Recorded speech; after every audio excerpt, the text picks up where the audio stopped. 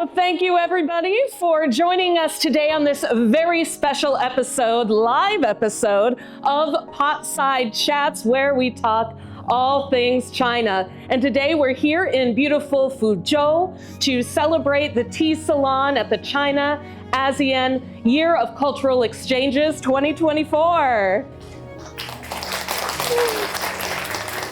Thank you. My name's Nathan and this is my co-host Stephanie, and in this very special episode, live episode of Potside Chats, we'll be talking about tea culture, and its ability throughout the centuries to bring people together, to sit and share knowledge and ideas over a hot pot of water, and its wonderful ability to facilitate people-to-people exchanges, which is why we're all here today.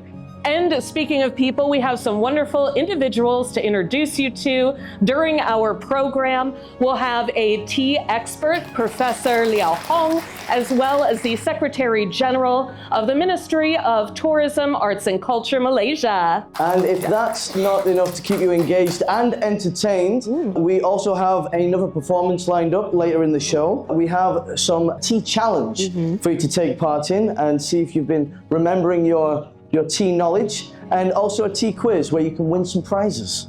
Excellent. We have a lot to get on with today, so why don't we start from the beginning, the origins of tea. Right, so the origins of tea. Now, Stephanie, as I understand it, that's a mixture of literature and legend, is that right? Absolutely it is. And like all good legends, there are variations on a theme. So we are going to cast our minds back to about 2800 BC with Shen Nong. And Shen Nong, in this particular iteration of the legend, was a very keen herbalist. He was very interested in the effects of plants and herbs on the body. So one day he was out and consumed 72 different plants and herbs. That's a great salad, 72 different plants and herbs. And unfortunately for him, some of those 72 were poisonous. He became very ill, but fortunately, he shortly thereafter consumed some tea leaves, which restored his health, and that kicked off his investigating and ultimately promoting tea as a medicinal beverage. Oh, interesting. You see, I've heard another variation of that legend. I read that Shen Nong asked his servant to give him some hot water. So as the water was boiling, the wind blew some tea leaves into the pot. And upon drinking this new concoction, Shen Nong realized that he discovered something very special. And that's when he started to explore the medicinal qualities of tea. Now, we've mentioned that tea was a medicine even through the Han Dynasty, and part of the reason was because of the taste, which was not great at the time. It had a very bitter, astringent quality to it, largely because of the tannins in the tea. And that reminded me of a couple Chinese idioms and sayings which harken back to this kind of bitterness in the tea. One is 不苦不涩不是茶. If it's not bitter, it's not tea. And then that reminded me of, I think maybe a more common phrase that I was more familiar with, 吃苦, to eat bitter. And if you're eating bitter, you're persevering through the hardships in life. Yeah, indeed. Hopefully to get to the sweetness at the end.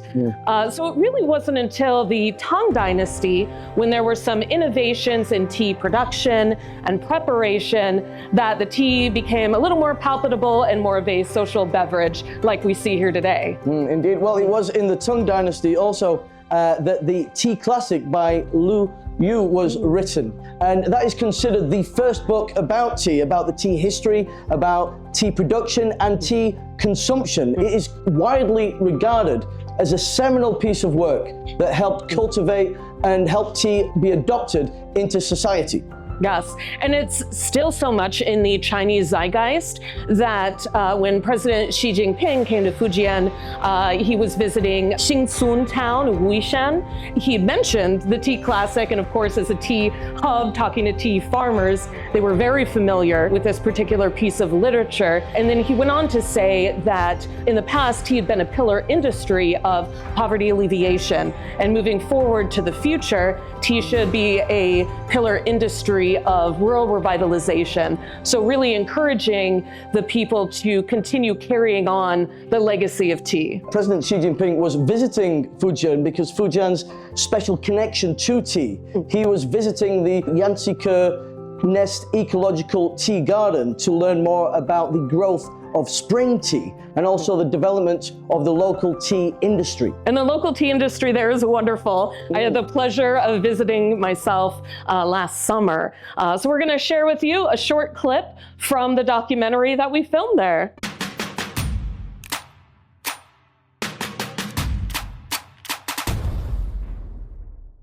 Wuishan National Park is home to one of the largest and most diverse subtropical forests in China, and home to one of China's most famous teas.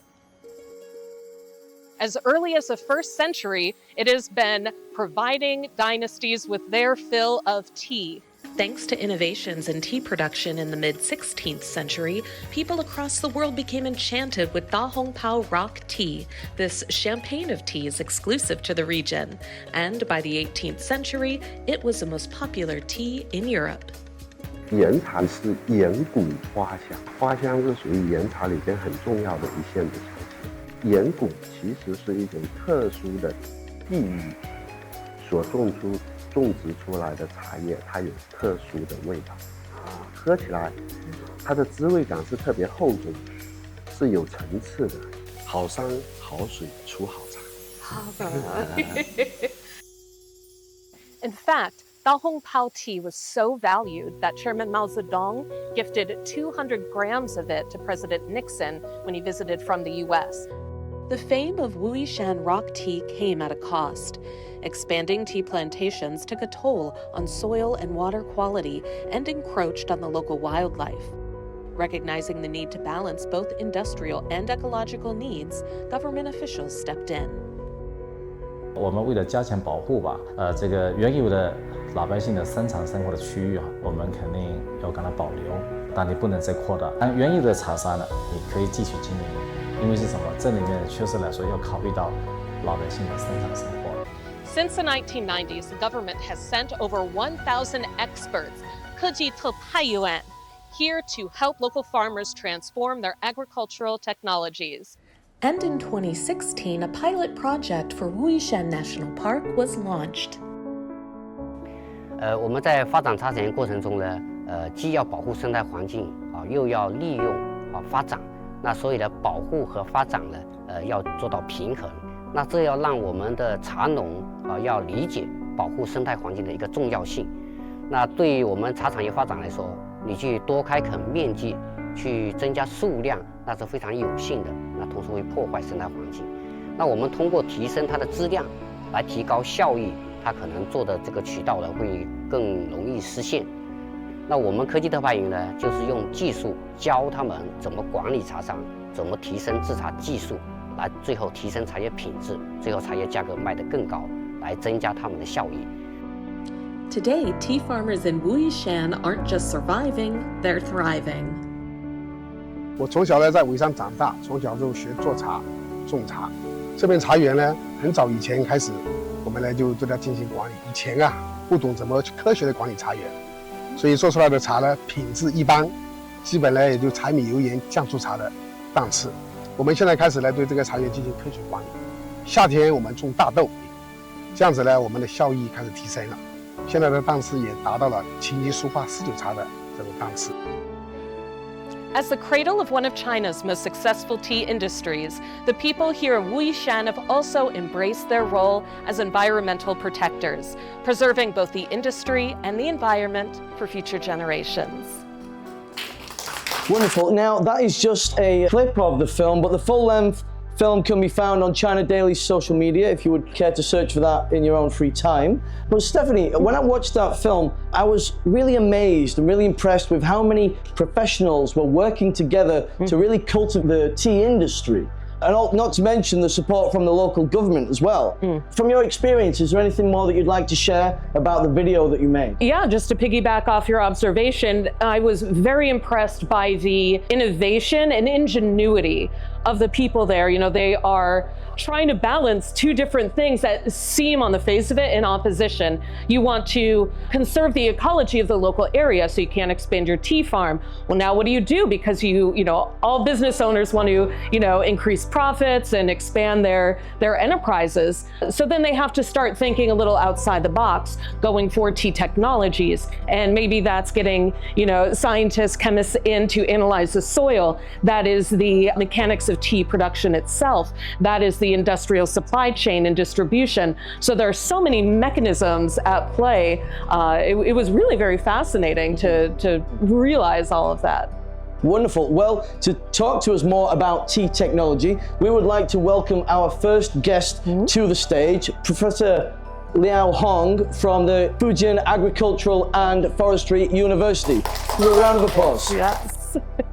We're so excited that you're here. I know we had a great chat yesterday, so we're actually very excited to invite you to share some of your experiences and what we learned from you a bit yesterday. So we were just talking about Wui there in Nanping and the ecological tea garden. I know you have really played a pivotal role in some of the innovations in tea production there. Tell us a little bit about your work.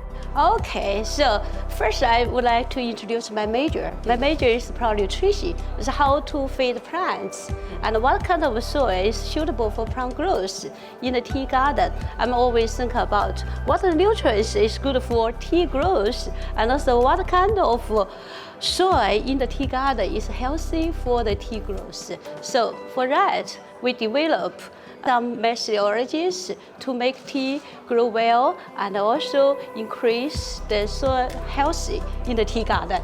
So make us can have very healthy tea. Indeed. Yeah. How is this better for the environment? Oh, this is usually the farmers want to increase the yield of tea, so they need to fertilize because the tea plants is like all of us, they need food. So they fertilize, and also if they have some like insects, they need to use the pesticides to control it.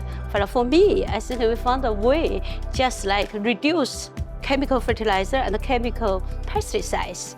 The magic is grow soybean in the tea. Yeah, the soybeans in the tea garden and make the soybean fix nitrogen biologically, and this kind of nitrogen could feed the tea plants. So the soybean, if you plant that with the tea plants in the plantation, creates this ecosystem. Yes, the crazy ecosystem. The one thing is they supply nitrogen as the food for the tea plants, and also they can recruit some beneficial microorganisms in the soils, so increase the soil healthy. Then use this way we can protect the soil and the water. I see. And you've been doing this, you've been experimenting with soybeans since 2015, is that? Yes. So over that years, we're coming up to nearly 10 years. Nearly. Yeah, so it must have been an exciting journey so far. Do you feel like, has the results surprised you? Yes, actually we have done a lot of experiments and also demonstration. So in our site, I think the collaborators, the field in our collaborators, if you grow soybean very well in the summer, and also if you grow rapeseed plants very well in the winter, you do not need to put chemical fertilizers. And another thing is very interesting, is like soybean leaves are very sweet. They taste good. You can try it. Oh, I've never tried a soybean leaf. I've never tried You it. can No. try it. Yeah. So, and also the tea leaves, the taste a little bit bitter. So for the insects, they prefer to have soybean leaves instead of tea leaves. So for that, we keep them away from insects. So we don't need to spread pesticides. So this is one thing is very good. It protects the tea. The insects go for the soybean plants and not not for the tea leaves. Yeah, this is very interesting. I love that. Now, what has your partnership with the farmers been like, and working with them so they understand your work and it becomes like a beneficial relationship? This is a little bit harder at the beginning. So it's not too many farmers trust you, of course. They have never had that. So I just go to Wuyi, Mantai, and talk to the different farmers. And some of them, with my big smile, some of them like me. So, and I say, okay, so we can try like a little portion of our tea garden. So the first year they tried, they found, oh my God, it's very good. And then they tell their neighbors and all the others. So now we can just do a lot. Wow, so a great relationship with the farmers then, and willing to try new things. So the farmers, as a farmers, it's very practical. So if they see your message can increase the quality of tea, they can make more money. Why not? Just follow you. Indeed. Tell us a little bit about the tangible results, like what improvements or benefits are they seeing to their tea farms? Okay, so for the tea farmers, the first they will see the yield, but for the Wuyi Rocky tea, so the yield is not only for the fresh weight, they also depends on the standard leaves. It's like one box, 3 or 4 leaves. With those standard leaves, they can make very good tea. But use my methodology, we can increase the portion of standard leaves. So in other words, we can increase the yield. Another thing is we can increase the soils concentration of the tea leaves. So when you drink the tea, make the tea, for example, generally maybe 3 or 4 socks, you can just you need to throw away, it's low taste. But for our eco-friendly tea, you can make more than 10 socks. More than 10 cups of tea? Yeah, wow. tea. Oh really, 10 shots? Oh, I see, wow. That's amazing, yeah. Wonderful. Yeah. Absolutely. And I think like what, we were talking about the innovation and ingenuity, you can't, how do you increase the yield of your farm when you can't make your farm larger? So this is a wonderfully, I'm sure, very welcome innovation. Yeah. Indeed. Fantastic. Now, how do you see your work being applied internationally? We're here for the China-ASEAN event. So how would you see this benefiting like other countries? Okay, so as the scientists, first we publish a lot of scientific papers that to make it like they have more scientific base, but to extend to the other countries, I'm the only one person. I need everybody like unit together, and we can just show you how to do it. I hope in the near future we can do it. Yeah, indeed. So the ASEAN people-to-people business exchanges. So yeah, hopefully it's a good start here. Now, what kind of support does your work get? Is it government subsidies, grants? What kind of thing?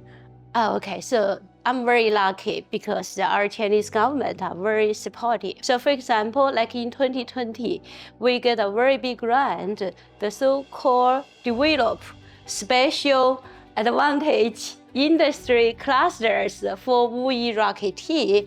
For that big grant, so every year we have like more than 1,000 hectares of tea gardens they funded to follow my way to grow teas. Wow, wonderful. Yeah, it's great. That's very, very supportive. It must be very gratifying and very pleasing to you to see this commitment and development of tea, and also your students. We met some of your students yesterday. So, it's nice to see young people to understand the importance of tea. Oh yes, I also bring one of my students come here, and I said they're all very proud because whenever we go to the Mantai, the tea gardens, so the tea farms are welcome us. So we can see the big smiles, and always they give their best tea to me. I can share some with you. I hope so. And the farmers that you visit as well, what's wonderful from what you were telling me earlier is that, they do have some knowledge, some scientific knowledge. They ask you very specific questions. They're curious. They want to learn more. Is that right? Yes. Actually, for the tea farmers, we call like secondary tea farmers. Now, those tea farmers, that some of them are well educated. They know they have enough scientific knowledge. So when you convince them how to do it, you need to tell them mechanisms, like why my methods could increase the aroma and it could make the taste better, because the different nutrients control the different metabolites. So this is why we need to publish the paper, and also we need to talk to the different peoples. Indeed. And I love that because, we talk so much and, about how important tea is to traditional Chinese culture, but so important to modern Chinese culture as well. This entire field of science and chemistry, very important modern farming technologies. So yeah, the legacy carries on. Indeed. Yeah. Well, thank you for coming on the show. Yes. It's been so insightful. We've learned so much in the past 2 days. We've learned so much thanks to Liao Hong. It's been fantastic. Yes. Okay, thank you. Thank you so much. Pleasure. Yay. See you Round of again. applause. Absolutely. Thank you. Wonderful, knowledgeable guest. And the tea that we had was absolutely fantastic. The best tea I think I've ever had, actually. Now we're moving on to the next part of the show. We're going to be talking about the different types of tea. Yes. And what we can share with you as we've traveled around China doing this show, Potside Chats, making short documentaries. We've had the pleasure of visiting so many different provinces and different cities where we go and we explore the food, the culture, and also we've had the opportunity to try different types of tea. And that has revealed something new about the province and the people. Absolutely. It's been wonderful. And to see how much of this tea experience has seeped into Nathan's bones, I have devised a very special tea taste test for him. Oh, wow. And also hopefully for a wonderful volunteer from our audience, which we will ask for shortly. So what I'll do is give you, Nathan, a quick primer in the six types teas. of Chinese teas. Okay. And after that, hopefully your knowledge will carry you through and you'll be able, blindfolded, to taste the tea and tell us what kind of tea it is. I'll try my best. I'll try my best. And if you in the audience are hoping to win a little bit of special tea for yourself today and would like to come take on this challenge with Nathan, listen closely and we'll call you up shortly. Indeed. Okay. Let's go for it. Okay, let's go for it. So the first type of tea that we'll talk about is white tea. And white tea is one of the more expensive types of tea because you can only harvest it once a year in the spring, the buds and the leaves, which is fascinating. You have one shot at a harvest for the year. So the white tea, because it's very, very minimally processed, has this beautifully light floral flavor and aroma to it. From white tea, we move on to green tea.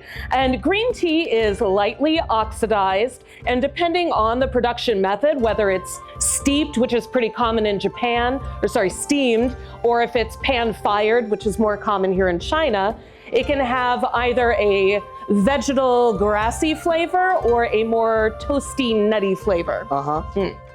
Now from green tea to yellow tea, which I think is the only type of Chinese tea that I've never had. I don't think I've tried yellow tea. Yeah, so I'd be really interested to track down a cup after this tea salon. But essentially, yellow tea is produced the same way as green tea, but at the very end of the process, it undergoes a method whereby some of that grassiness is extracted from the tasting notes. So it's a bit of a lighter, sweeter green tea. And then from our green and yellow tea, we come to one of the, the birthplace of oolong tea here in Fujian and Nanping. Oolong tea, of course, very special to this province, and also a fermented tea. But the degree of fermentation can vary. So it's really hard to pinpoint, oolong tea tastes like this. All right, so if I'm not sure, then if I just say oolong tea, there's a good chance I might be right. It's a good strategy. Right, okay. I recommend it. From oolong tea, we come to maybe the one you're most familiar with is black or red tea. Yes. Yeah, being British, yes, we drink a lot of tea there, so yes. And actually outside of China, black tea is the most common type of tea produced in the world.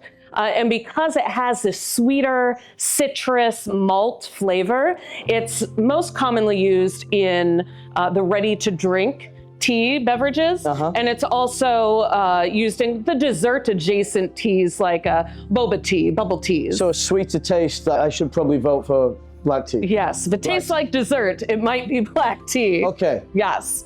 And then finally, one of my favorite teas, personally, is dark tea. And one of the most common types or variations is pu'er tea.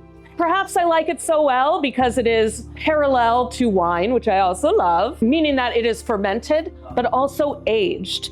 So dark tea improves with age, which I think is fascinating. That was another fact about tea that I really didn't know. So because it's fermented as well as aged, it has this nice, complex depth of flavor. Wow, well that's very insightful. You sound like an expert yourself. I'm trying my best. An armchair expert. An armchair expert. Indeed. Well, I think I'm ready. I think I'm up for the challenge. Wonderful. Or shall we let him do it by himself and I think so. support him from here? Yeah, I think so. Okay, we can do that. Yeah, wonderful. Wonderful. Okay. So let's invite our types of tea up here. Okay, I can look at the colors first, right? You can look at the colors Yeah, first. I will be blindfolded. So the tea that we've got coming up on stage now is the tea that we've had here. Yes. Oh, it's very distinct. Very distinct. Yes. Yeah. So that's the pu'er tea there. Mm-hmm. Okay. The black. Oh. And then we. So it's all in order. We have our white, green, yellow. Well, that's 1, 2. Oh, sorry. 3. Yeah. White, oolong, white, green, yellow, oolong, black, and dark. Well, that actually, the second one might be. Is the second one yellow? Okay. I will follow the numbers on the screen. Yeah. That'll work out best. So to make this extra challenging then. Yes. We've got this. Yes. I got this from the airport. So how it'll work, Nathan will blindfold himself. I will hand him a cup of tea. Now I will know the answers and I will tell you, the audience, by holding up a number to let you know which type of tea Nathan is trying. Okay. Yeah. So I'll hand you the tea, you'll take a sip and then tell us what you are tasting. Okay. All right, so we are going to start off, and careful, the cup is hot. Yeah, okay. So this is, Okay. but don't shout out the answer. We want him to guess. Ooh, this is the smoked one. This is very smoky. It smells delicious. Careful, it's a little warm. Don't burn yourself. This is very tasty. This is which one is the smoked one? Is it the oolong? Oh, this is, yeah. It's the one that's got that smoky, that musky sort of smell to it. Okay. Are you sure it doesn't taste like home at all? Is this? This is a red tea. Is this? Well done. It sure is. Yeah. All right. That was very nice. All right. Nice. So one down.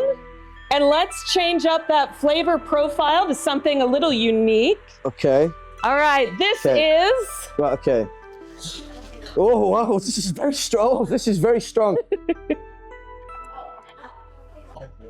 Well, I can smell the grass. I can smell some sort of like grassy, like a vegetable. You know, very natural, very pure. And based on my wonderfully comprehensive lecture, which one tastes like a vegetal grass? Is it a green tea? Is this a green tea? It sure is. Okay. All right. Okay. You're moving along well. I got 2. All right, here we go. Okay. So this is...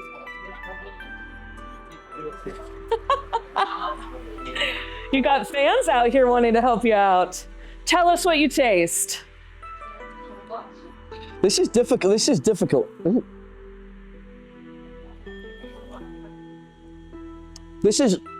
It's quite smooth. It's a little bit like red tea, but also the taste is very fresh. You know, it smells very fresh. Is it oolong? Is it yellow? Not quite yellow. No, I didn't. No. If it isn't yellow, it's probably... Oolong. No. No, audience, let's help them out. It is white tea. All right, it's all right. You're getting there. All right, we've got just a couple more to go here. Okay. All right, here you go. Right. This is...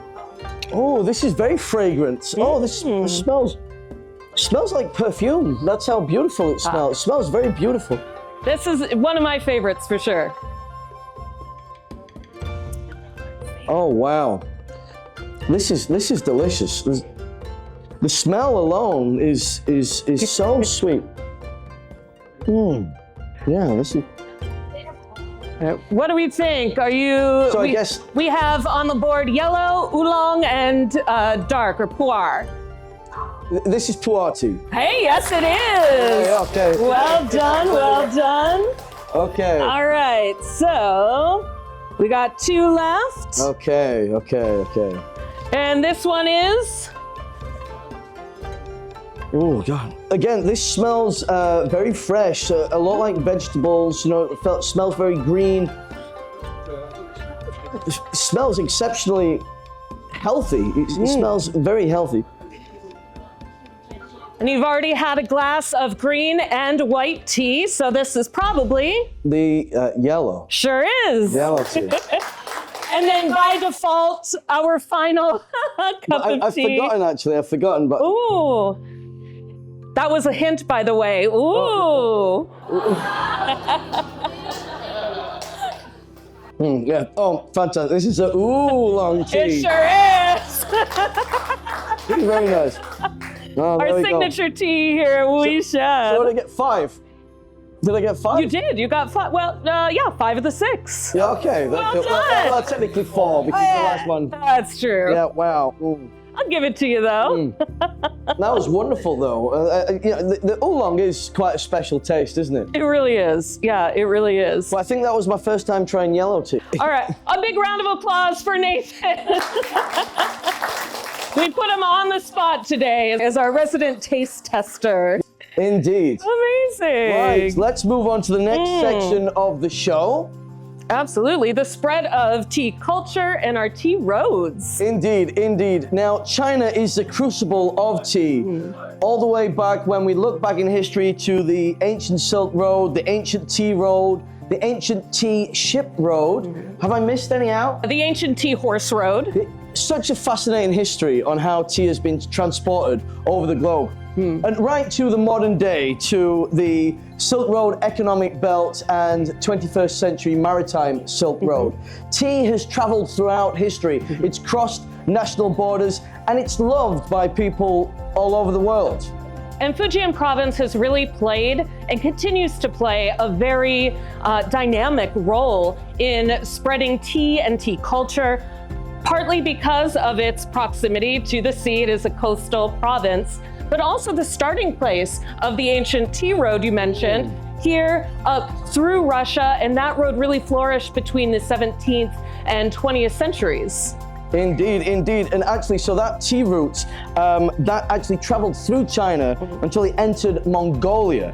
And from there, when it got to the China-Russia border, at that point, it was about 4,760 kilometers. So over land and water, by the way. So already quite a fair distance. And then from there, it traveled, the routes went further through Russia, into Russia, and then along to Central Asia and Europe. And it was the main tea trade route, which all in all was 13,000 kilometers. I think more than 13,000 kilometers. So quite fantastic. And there, what it did for civilization was quite remarkable, because from there it connected the core regions of agricultural civilization in the north-south direction of the Asian continent with nomadic grassland civilization, which extended to Central Asia and Eastern Europe.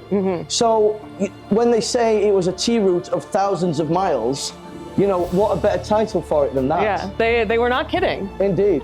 Yeah. And you know, tea, the legacy of tea crossing borders, connecting people, continues to this day, as we'll see in this brief clip, followed by a Gong Fu Cha performance. Please enjoy.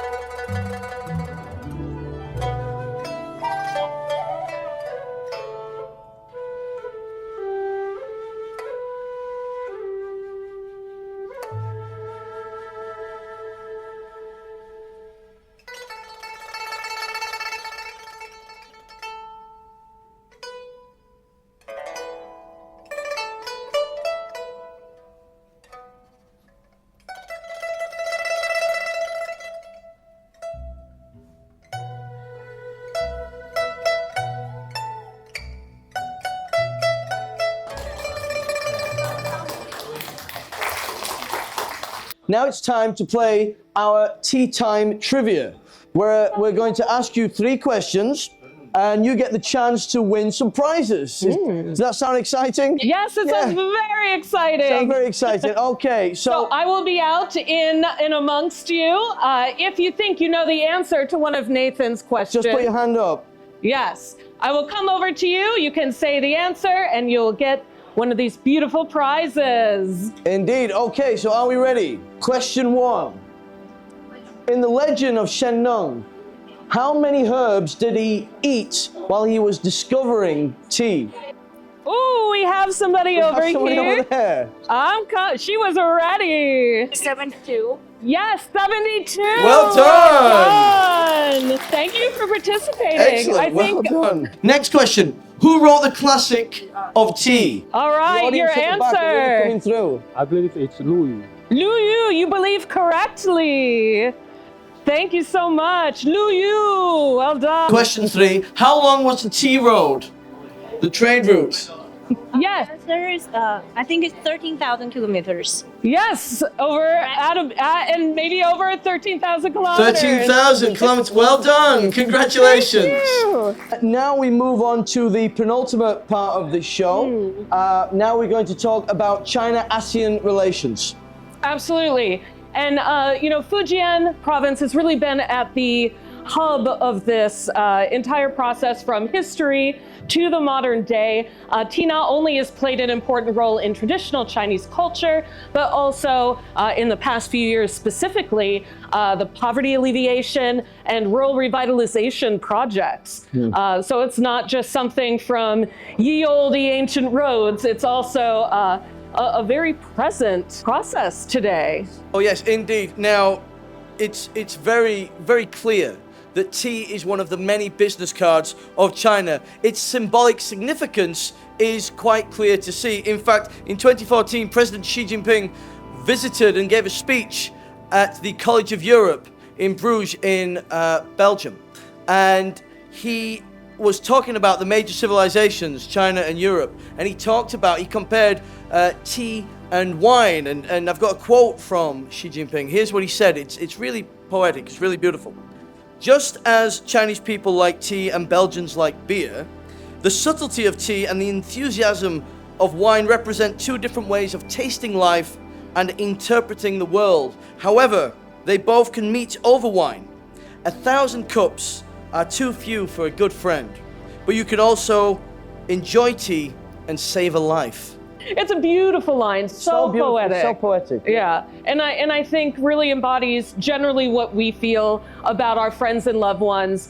We see that spirit embodied here in Fujian province with just last fall with the 8th Maritime Silk Road International Tourism Festival, which had over 6 million participants, both online and offline. You have the China-ASEAN free trade areas, and all of these different projects focus on so many varying aspects, from import-export, trade of tea specifically, to domestic and global economics, from people-to-people exchanges, not just in a more professional setting like this or a university setting, but just a casual traveler who's interested in learning more about the world. Oh, indeed, indeed. And those activities help promote traditional Chinese culture. They help promote Chinese stories. They help elevate and strengthen Chinese voices.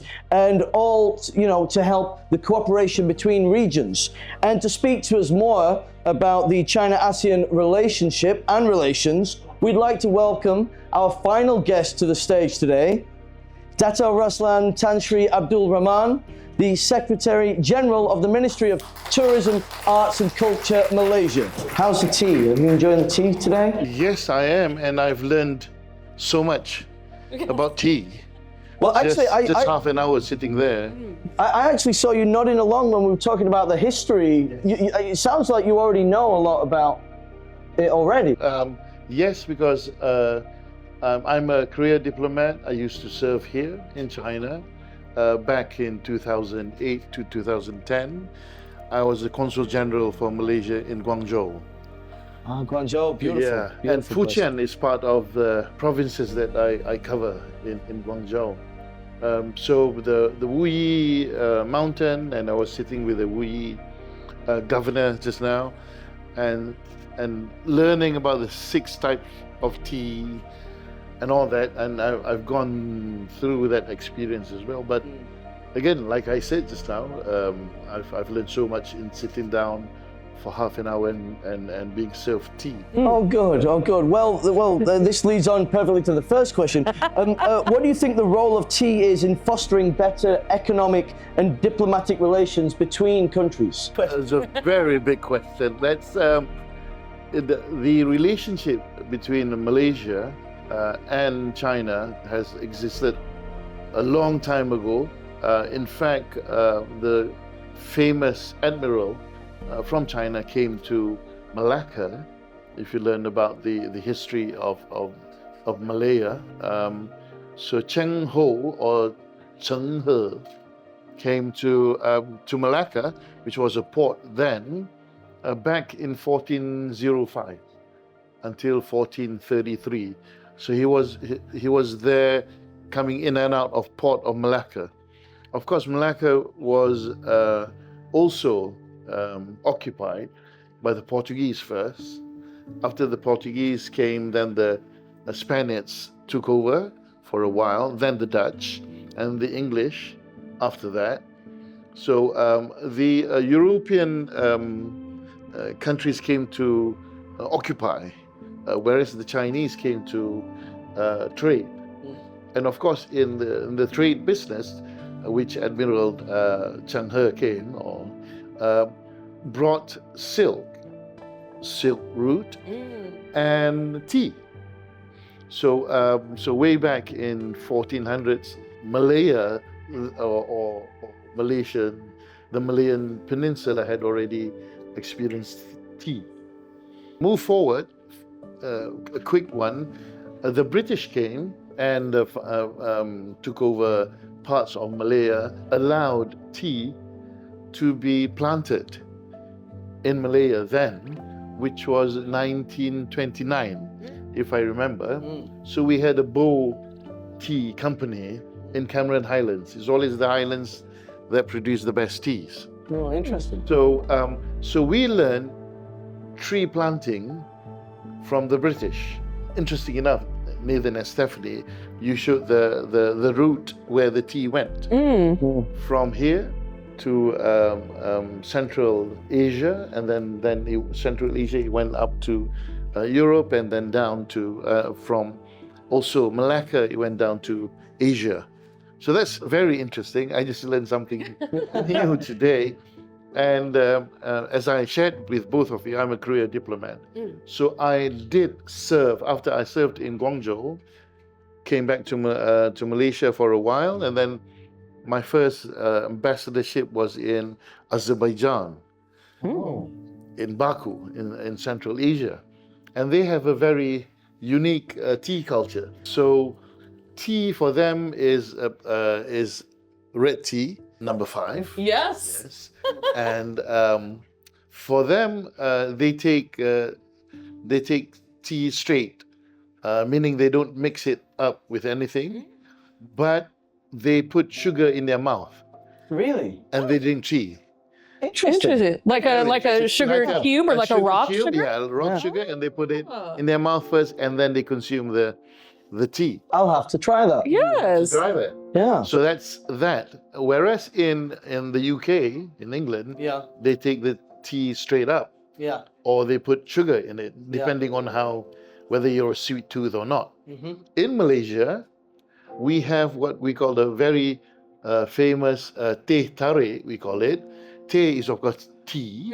Tarik is pull. We have a pulled tea. What we do is Malaysians are more or less sweet tooth. So we put... Same, I feel I'd fit in. Yeah. You better come and have teh tarik in Malaysia. What we do is we have the red tea, mix it with milk, and then condensed milk. Condensed milk has got the sugar. Yes. And it's got to be bitter as well as sweet. Okay. And creamy. Oh. So the sweetness and creaminess comes from the pulling of the tea.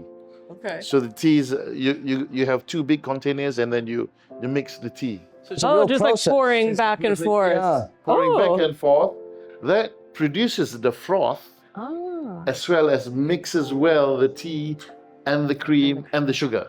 Wow. That's the Malaysian tea culture. So back to tea, we got tea from China, of course, in the 1400s, and then we started to plant tea from the British, which also brought the Ceylonese from Sri Lanka to plant the tea in Malaya. So we have one of the, I think, leading brands of tea and the different taste of Malayan tea. I can see Professor agreeing with me because she's the expert. She's the tea expert. Yeah. So we have that. So we have a little bit of Darjeeling mixed with oolong and all that. So it's a nice variety of tea that we have in Malaysia. Sure. And what does it do for relationship? Of course, in China, you have the tea culture. In Malaysia, we have a mixed cultural blend of people that comes from China, came from India as well, and then the indigenous Malay population, which comes from in and around the Malay Peninsula, Indonesia included, and then southern Thailand. So we have a mixed hot pot of different culture and different races living together. So that creates friendship. Again, what does tea do? It creates friendship. Yes. You come and drink tea to get to know your friends. You don't come and have tea to fight. So Very fair. yeah. So I think even in Britain, I think if you get a little bit upset with your neighbor would offer you tea. Let's have a cup of tea first. Talk about it. Yeah. Instead of fighting. So I think one of the leading things about tea and diplomacy is that you get to know people through tea. And of course, we have the Chinese way of enjoying tea.